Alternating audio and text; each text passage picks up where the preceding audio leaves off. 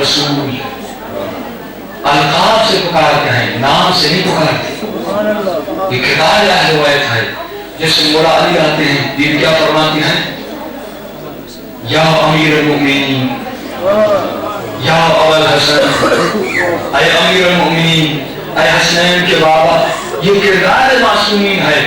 लेकिन हम घरों में जाके क्या करते हैं, नाम से पुकार के, वो कैसे पुकारते हैं, कोई बेचारी हाथ में बढ़ता वहीं पे गिर जाते हैं, और घर में घुसा नहीं, वहीं पे नाम कहना पुकार दिया।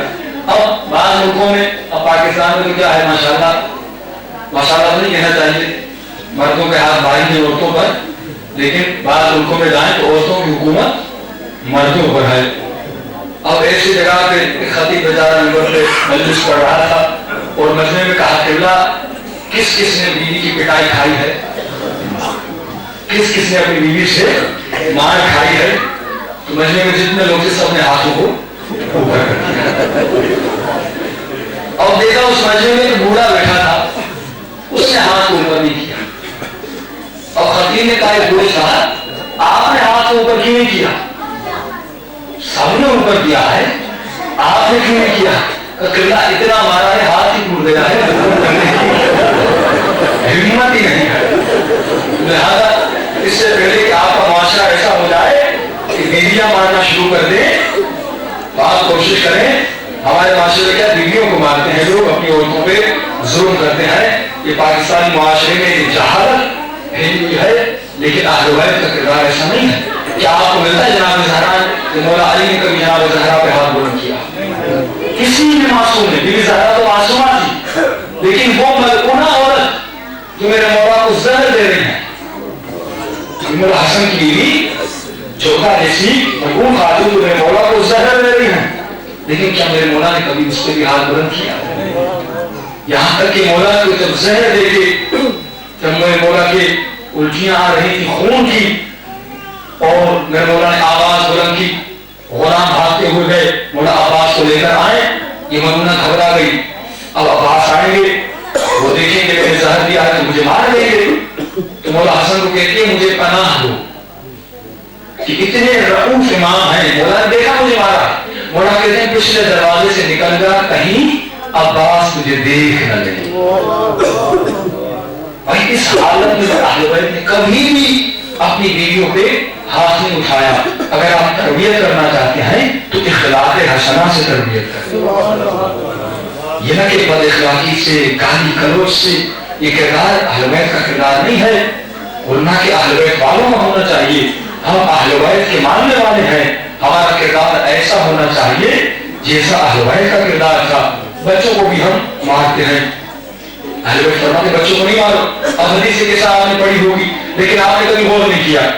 अब मैं बात आता हूँ, बात मजालिस में हदीस के साथ पढ़ रहे होते हैं, लेकिन ऐसे पढ़ रहे होते हैं जैसे रगड़ा लगा रहे हैं, रगड़ रहे होते हैं। न मुझे समझ आती है, न पढ़ने वाले को समझ आती है। बस पता नहीं क्या क्या कहते जाते हैं। भाई किसी भी दुआ को पढ़ें तो मारिफत से पढ़ें, लफ्ज लफ्ज को समझ के पढ़ें। अब मौला हसन आते हैं, बीवी क्या फरमाती है, या कुर्रत ऐनी वया फुआद समई वया फुआद कल्बी, कि आए मेरे आंखों के नूर, आए मेरे दिल के चैन। लेकिन हम बच्चों को क्या कहते हैं, मैंने सुआ जाता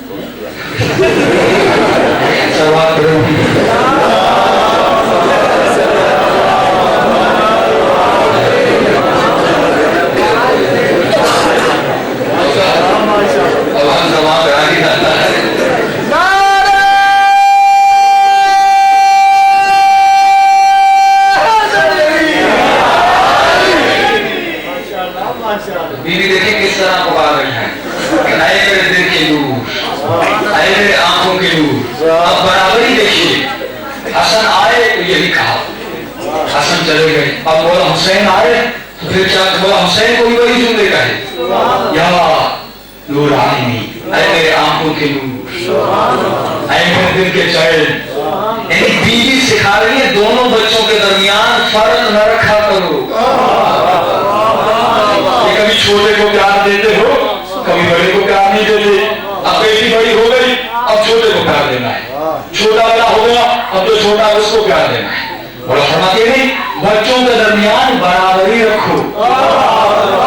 जिस तरह बीवी रख रही है, वही जुमले जो हसन को कहे, वही जुमले हुसैन को कहे।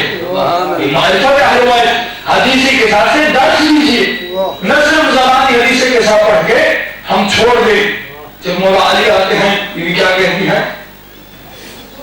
और ये कुदरत देखिए कि अश्मु इंदर राबिहता, जद्दी मैं खुशबू सूंघ रहा। अल्लाह नबी को देखा नहीं, नबी आए हैं, लेकिन ईमान इतना कवी है कि खुशबू को सूंघ रहे हैं। एक वाक़या बयान करूं, अवैस करनी माँ से कहा, माँ इजाजत है नबी से मिलने जाऊं। माँ ने कहा बेटा इजाजत है, लेकिन रात की आंधी होने से पहले घर वापस आ जाना। ये मोती के वालिदैन था, ये आप लोगों के लिए बयान कर रहा हूँ। जो बड़े हो जाते हैं समझते हैं वालिदैन की नाफरमानी करनी है।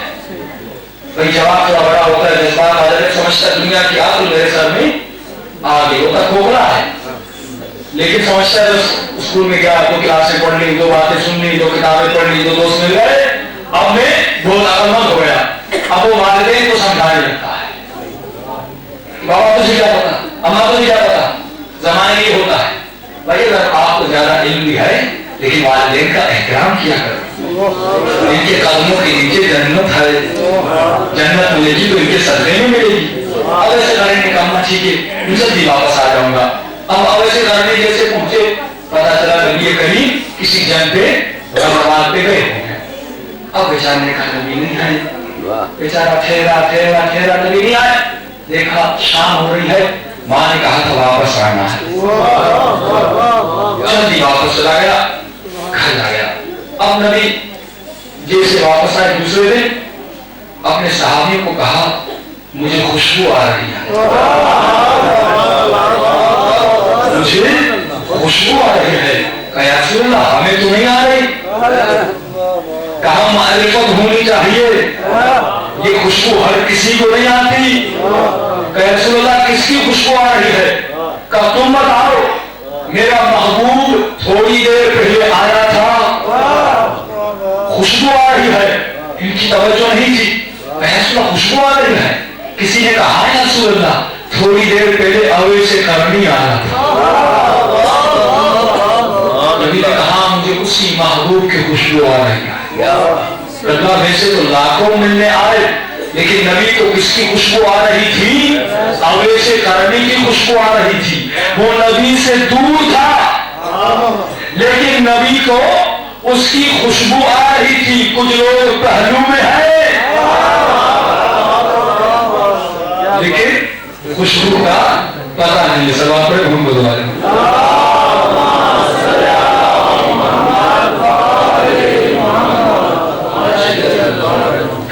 तालीम के हवाले से, क्योंकि मेरी आदत नहीं है कि सिर्फ आपके सामने बातें करूं, कोशिश होती है कि अमली तौर पे भी आपके सामने कुछ चीजें लाई जाएं। एक तरबियत का अंदाज बता दूं मखसूसन खवातीन के लिए, कि जैसे आप लोग घर में काम कर रही हैं, रोटी पका रही हैं, या कोई भी काम घर में कर रही हैं, आप काम करते हो क्या होता है, हमारे हाथ मसरूफ होते हैं, ऐसा ही है। दिमाग नहीं मसरूफ होता है, काम मसरूफ नहीं होता। हमने एक सीडी बनाई है जिसमें 90 मजालिस हैं, 90 मजालिस हैं, मोर देन 90 मजालिस। तमाम मजालिस तरबियत नफ्स के हवाले से है, तज़किया नफ्स है, तरबियत औलाद है, और उसके अलावा अल्लाह के साथ तिजारत किस तरह करनी है, मकसद इबादत क्या है, फलसफे नमाज क्या है, तमाम जो नफ्स की बीमारियां हैं, तमाम जो उसमें है नफ्स की बीमारियां, जितने इंसान की तरबियत के हवाले से मजालिस हैं, 90 मजालिस 90 मजालिस हैं, एक सीडी हमने रखी हुई है। आज के बाद एक सीडी नहीं, उसमें 1 घंटा होता है। ये बड़ा मैटर है। मखसूसन खवातीन में आप जो गाड़ी में है, गाड़ियां चलाते हैं, उसमें ये सीडी चला दें। और आजकल क्योंकि ये सीडी कंप्यूटर की सीडी है, सीडी पे नहीं चलेगी, उसमें सॉफ्टवेयर है रियल क्लियर के नाम पर। आप रियल क्लियर का सॉफ्टवेयर इंस्टॉल करेंगे और तमाम मजालिस ये रियल क्लियर में चलना शुरू हो जाएंगी। तो बाद लोग कहते हैं हमारे घर में कंप्यूटर नहीं है, जो मोबाइल जावा सिस्टम है, जिन मोबाइल में یا جو موبائل سمبین ہے، بعض موبائل سمبین ہوتی ہے، بعد میں جاوا سسٹم ہوتا ہے، یا چائنا کی موبائل آ گئی ہے ان میں جاوا بھی سمبین ہے، اس میں آپ ریئل پلیئر انسٹال کر دیں، ریئل انسٹال کر دیں گے، 1 GB کا کارڈ جاتا ہے 700 اپنا MB کی یہ CD ہے، آپ ایک کارڈ میں مزے سے وہ ساری مجالس ڈال سکتے ہیں اور اپنے موبائل میں آپ گھر میں بھی سن سکتے ہیں، یا MP4 سے نوجوان کے پاس ہیں ان میں آپ مجالس ڈال کے سن سکتے ہیں، تربیت کے حوالے سے مجالس ہیں، آپ نوجوانوں سے لے سکتے ہیں۔ صلی اللہ علیہ محمد والے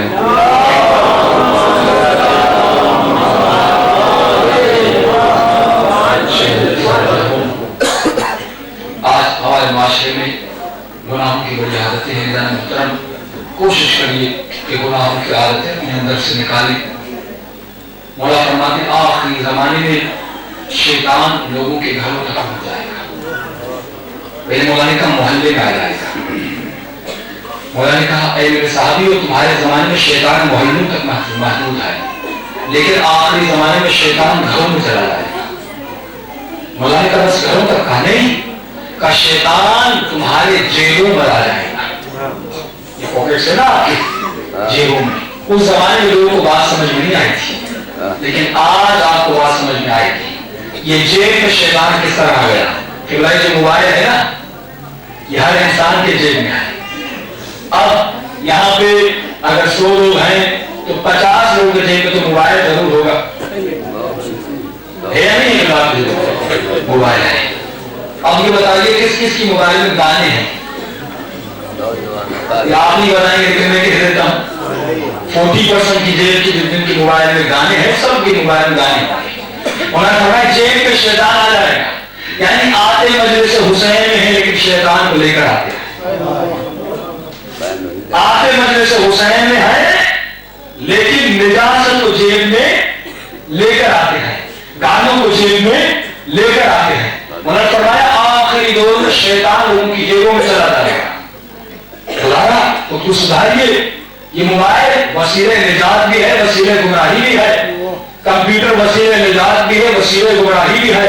اس میں آپ گانا بھی ڈال سکتے ہیں، اس میں آپ اچھی چیزیں بھی ڈال سکتے ہیں، اس میں آپ روحا بھی ڈال سکتے ہیں، اس میں آپ قرآن کی آواز بھی ڈال سکتے ہیں۔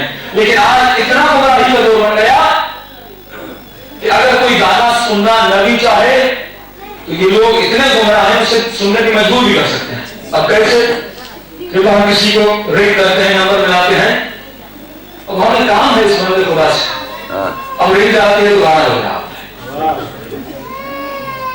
اب خود نہیں سن رہا لیکن دوسرے کو سنا رہا ہے، اس سے بڑا کوئی گناہ نہیں ہے، مفت میں بڑا کما رہا ہے۔ بھائی مفت میں آج کل کوئی پیسے بھی نہیں دیتا، لیکن ہم اتنے سخی بن گئے مفت میں لوگوں کو بڑھا دیتے۔ ملاحظہ اس سے بڑا کوئی عاقبت، اس سے بڑی کوئی قیامت نہیں ہے کہ ہمارے اوپر یہ وقت آ گیا کہ آج کل کے مسلمان نہ صرف خود گناہ کر رہے ہیں بلکہ دوسروں کو بھی گناہ میں ملوث کر رہے ہیں۔ تو خدا را ہمیں سمجھ نہیں آتا بعض اوقات ہم کیا کر رہے ہیں، لیکن اچانک دوست نے بالکل کر دیا، موبائل میں گانے آ جاتے ہیں۔ خدا را خود کو سدھاریے کہ مجلس قیام میں جیسے گھر جائیں تو یہ شیطانی چیزیں اپنی موبائل سے مٹا دیں، تو کم از کم اگر آپ کو مٹانا نہیں ہے تو حسین سے حیا کھائیں، شرم کھائیں، مولا کی مجلس میں جب آتے ہیں تو یا کم از کم موبائل گھر میں رکھ کر آئیں، یہ گانے کہیں اور پہ چھوڑ کر آئیں، مجلس حسین میں یہ شیطانی چیزیں نہ لے کر آئیں، کیونکہ یہ وہ پاک جگہ ہے ہمیں بھی زہرا آتی ہے۔ انہی گانوں کی وجہ سے میرے مولا امام کاظم